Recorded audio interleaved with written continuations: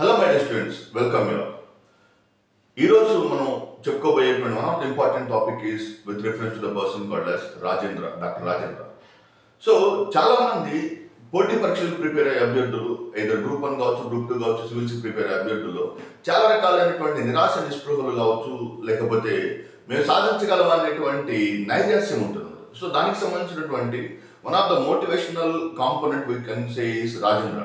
Doctor Rajendra bill తెగ నుంచి మొట్టమొదటి ఐఏఎస్ ఆఫీసర్గా సెలెక్ట్ అయినటువంటి మొట్టమొదటి వ్యక్తి. సో ఒక గ్రామీణ ప్రాంతంలో ఒక చిన్న గుడిసె కూడా లేనటువంటి చిన్న విలేజ్లో అక్కడి నుంచి 150 కిలోమీటర్ల దూరం ప్రయాణించి సిబిఎస్ఈ స్కూల్లో జాయిన్ అయ్యి అక్కడి నుంచి ముంబైలో 97% తోటి ఇంటర్మీడియట్ పాస్ అయ్యి ముంబైలో మెడిసిన్ సీట్ సాధించి మెడిసిన్ చదివేటప్పుడు తనతో పాటు చూస్తున్నటువంటి అట్మాస్ఫియర్ చూసి he started preparing for UPSC and he cleared UPSC and he secured all India Indian Administrative Service. The point I want to share here is, first thing, number one, ఎవరైనా సరే anybody can crack UPSC. Okay, so anyone can become IAS officer. కానీ కొన్ని రకాలైనటువంటి problems చాలా మంది అభ్యర్థులు వెనక్కి లాగుతుంటాయి.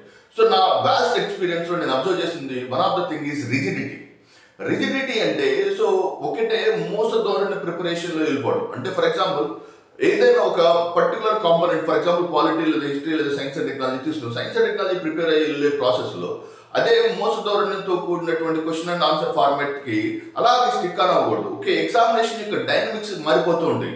So one who can able to adapt to the new changes. Okay, so కొత్త మార్పులకు ఎవరైతే ఆమోదిస్తారో, కొత్త మార్పులు ఎవరైతే ఆ మార్పులకు అనుగుణంగా ప్రయాణాన్ని మొదలు పెట్టగలరో వాళ్ళు డెఫినెట్గా they are going to become extremely very successful. That is the first point you need to understand. So first thing ఏంటంటే dynamism is very important. Rigidity కన్నా dynamism important.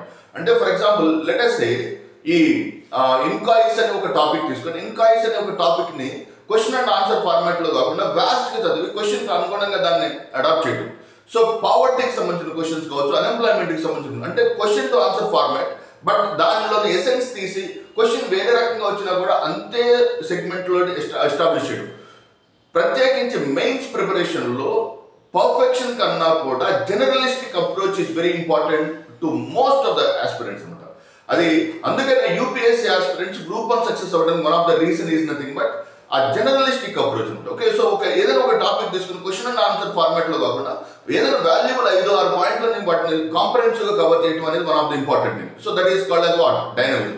Number 2 is nothing but, so majority of the students lack of self confidence ఉంటుంది. 99.9% of the students so prepare అవుతారు కానీ నేను 100% civil services కొట్టగలను అనే ధైర్యంతో prepare అయ్యే వాళ్ళు చాలా తక్కువ మంది ఉంటుంటారు. So the point here it is, అంటే నేను ఐఏఎస్ అయితే అనేదానికన్నా ఐఏఎస్ అయిన తర్వాత అనేదానికి so this is the second important thing, lack of self confidence in terms of preparation. Okay, so first one is dynamism, second one is lack of self confidence. ఎంత ఎక్కువ మోతాదులో confidence build చేసుకుంటూ మిమ్మల్ని మీరు motivate చేసుకుంటూ ముందుకు వెళ్తే డెఫినెట్గా you can able to get extremely very good marks అనమాట.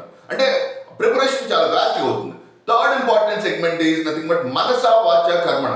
సో నీ మానసికంగా you must become aspirant. Okay, aspirant నుంచి ఎంప్లాయ్ అయ్యేటువంటి ఫీలింగ్లో ఉండదు. Walk you should speak like a bureaucrat and act like a bureaucrat. అంటే ఇవన్నీ కలిసి ఏం చేస్తాయి, నేను ఆల్రెడీ నీ body soul everything will make you to prepare for UPSC. అంటే అంత ఎక్స్ట్రాడనరీ ప్రిపరేషన్ వైపుగా దారితీస్తుంది. So the point I want to share here is, ఎంత అద్భుతమైనటువంటి ప్రిపరేషన్ అయినా సరే కాన్ఫిడెన్స్ లేకపోతే పక్కెళ్ళిపోతుంది. ఎంత అద్భుతమైన ప్రిపరేషన్ అయినా సరే if you don't have consistency అది వెళ్ళిపోతుంది. Okay, so the fourth important concept is nothing but consistency. First one is dynamism, అంటే మారుతున్న శైలికి అనుగుణంగా వెళ్ళిపోవాలి. Number 2 is nothing but self confidence. Number 3 is మనస వాచ కర్మణ, దాన్ని గుర్తుపెట్టుకోవాలి. Number 4 is nothing but consistent in preparation. Okay, మీ ప్రిపరేషన్లో చాలా ఒకే టైంలో ఒక 4-5 అవర్స్ రోజుకి 4-5 అవర్స్ ఎక్స్టెన్సివ్గా చదువుకున్నా సరే you can definitely get very great success అనమాట. So that is these are the basic qualities that are very essential for any of the competitive exam aspirants. So competitive exams అనే కాదు, లైఫ్లో success అవ్వాలనుకున్న పర్సన్స్కి ఈ 4 parameters are extremely important for your successful career. I hope you understand this concept. Thank you very much. All the very best.